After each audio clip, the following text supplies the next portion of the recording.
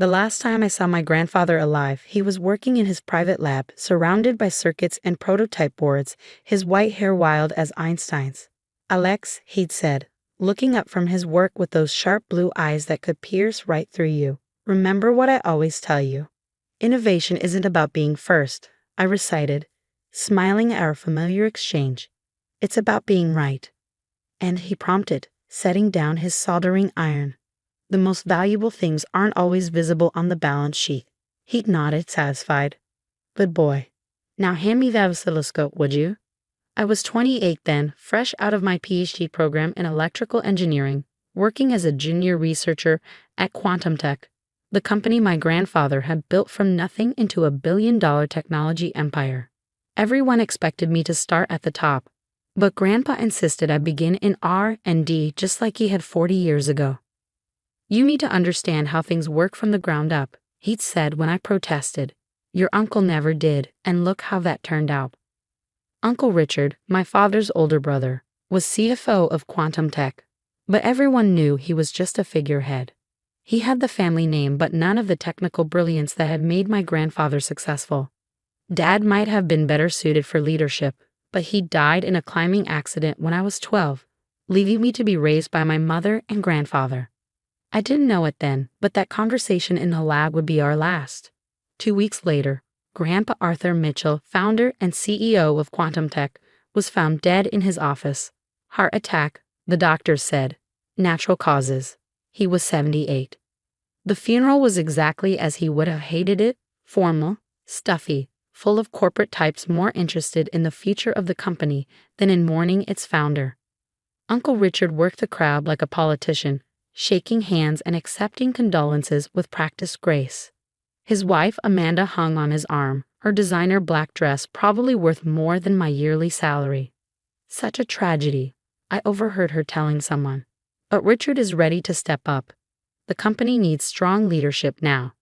I stood in the back, uncomfortable in my dark suit, missing the casual conversations Grandpa and I used to have over circuit boards and coffee. My mother squeezed my hand, understanding as always. He was so proud of you, she whispered. Never forget that. The will reading was scheduled for the following Monday at the corporate headquarters. I arrived early, passing through the familiar security checkpoints, nodding to researchers I knew from the labs. The company's legal team had arranged everything in the main conference room, all sleek glass and chrome, with views of the city skyline that Grandpa had always said reminded him how far he'd come from his garage startup days. Uncle Richard was already there, naturally, seated at the head of the table where Grandpa used to sit. Amanda perched beside him, tapping away on her phone. A few board members filled other seats, along with key executives and legal representatives.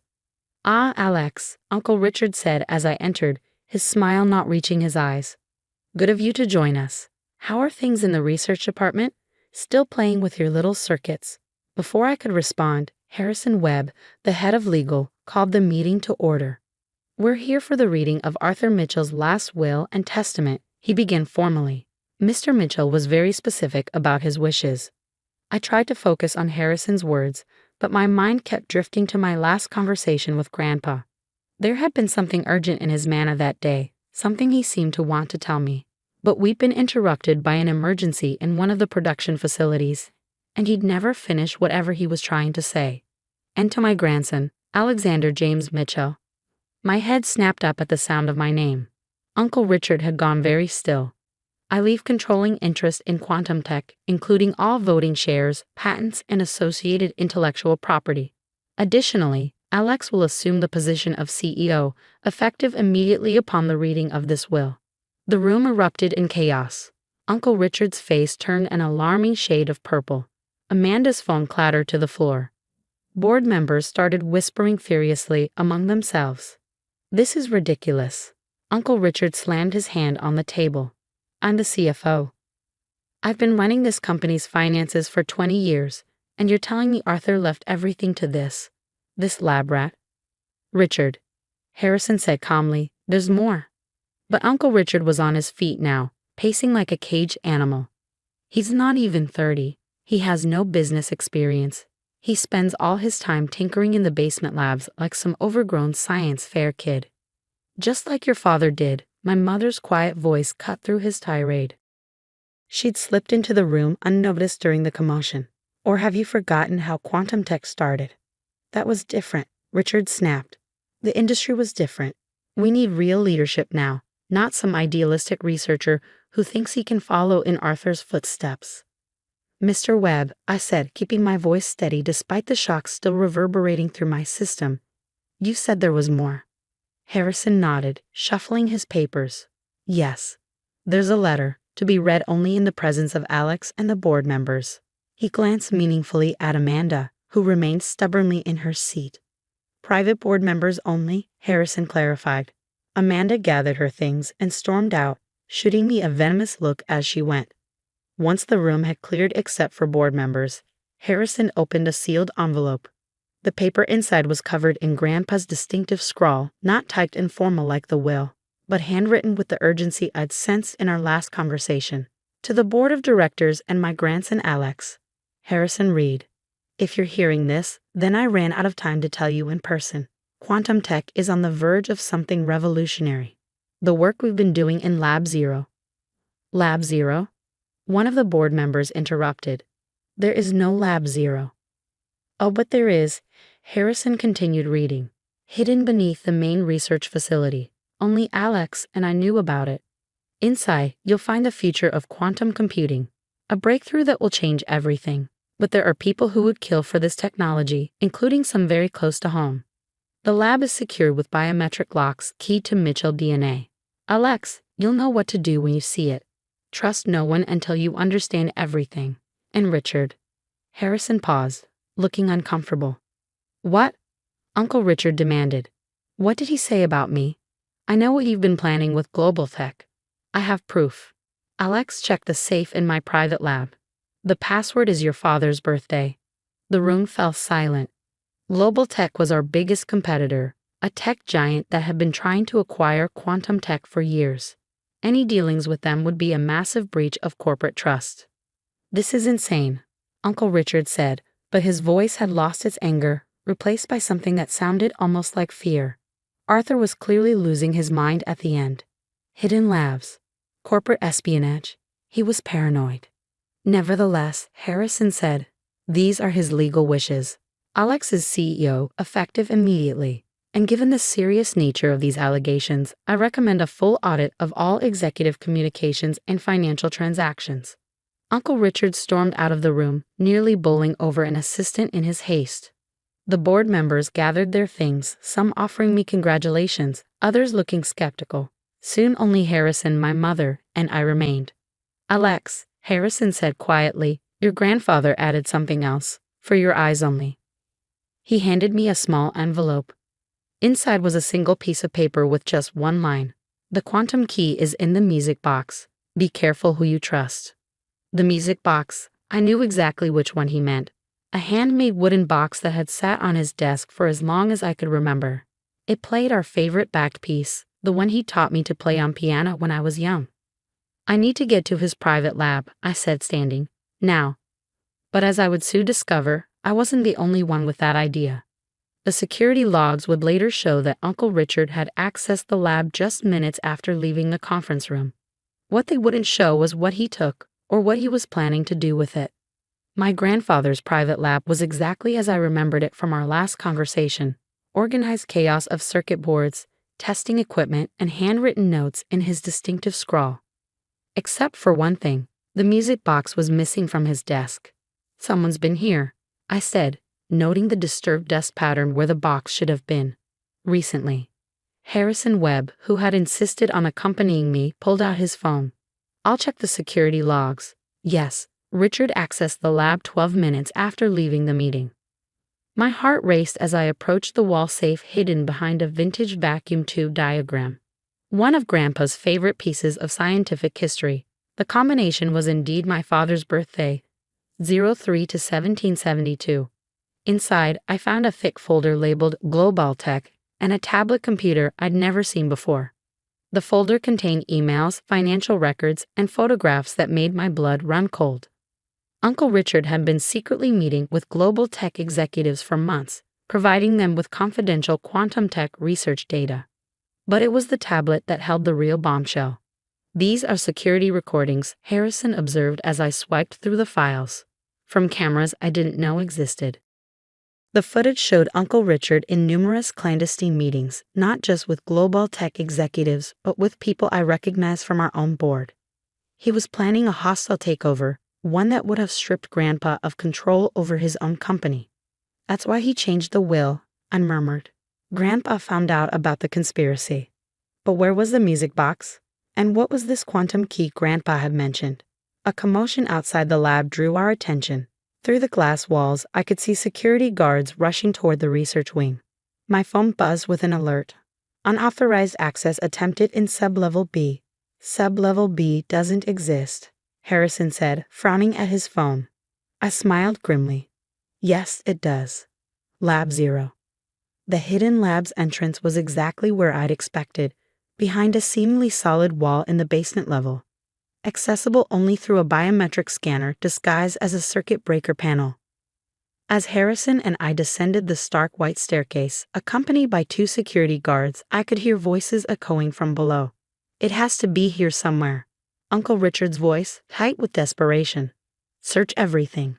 We emerged into a vast laboratory space that would have made any tech company jealous. Quantum computing arrays lined the walls, their cooling systems humming quietly.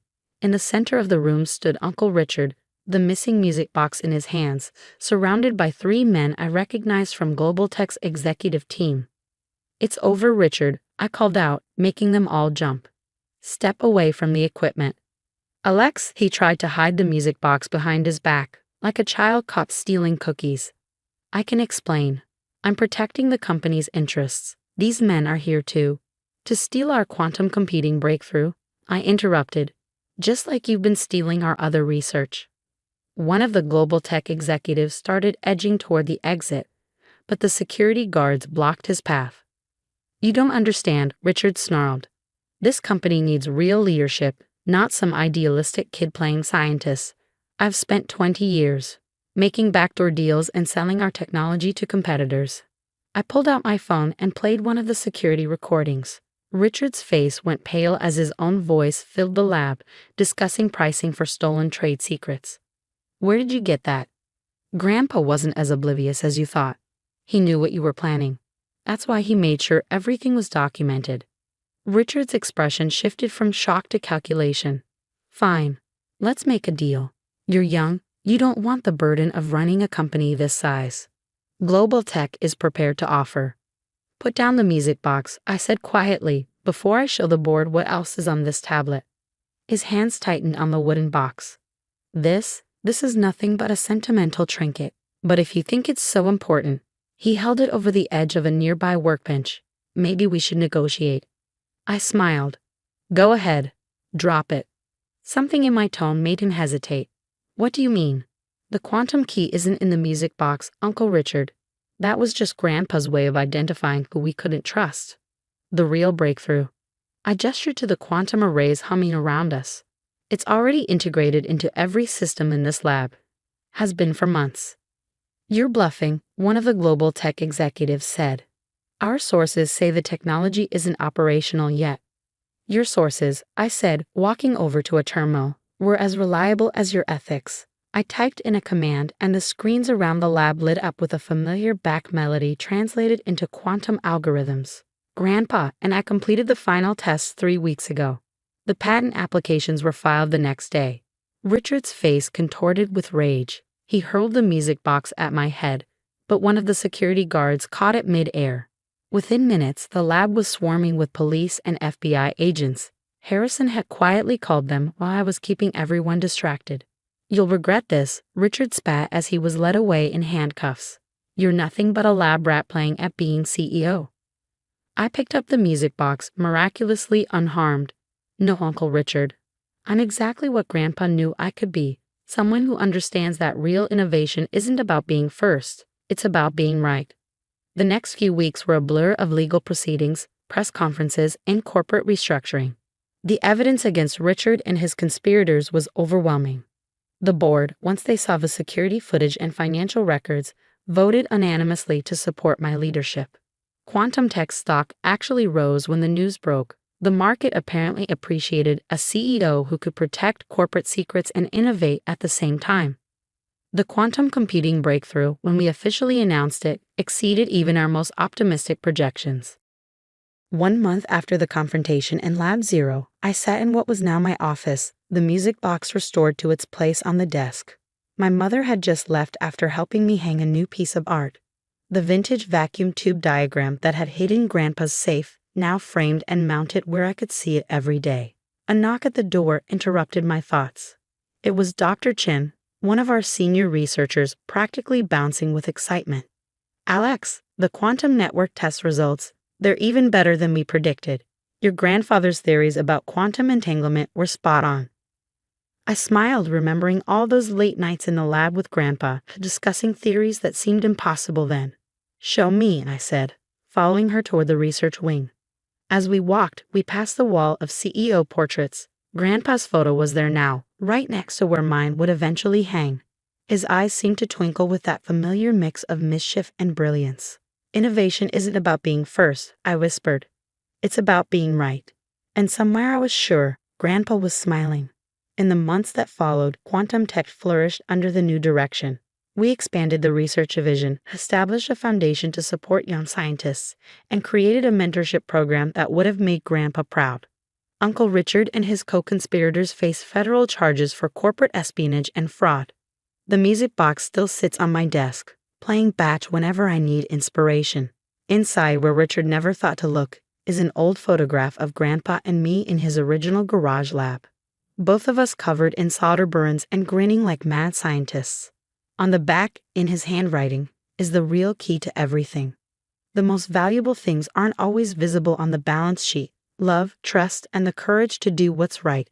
Never forget where we came from, and never stop looking toward where we're going. Love, Grandpa. Sometimes, late at night when I'm working in Lab Zero, I swear I can feel his presence in the hum of the quantum arrays, in the elegant dance of electrons and algorithms, in the endless possibility of discovery. And I know that while Richard saw only dollar signs and corporate power, Grandpa saw something far more valuable: the future and someone he trusted to guide it. Innovation isn't about being first, it's about being right. And sometimes being right means honoring the past while building the future, one quantum bit at a time.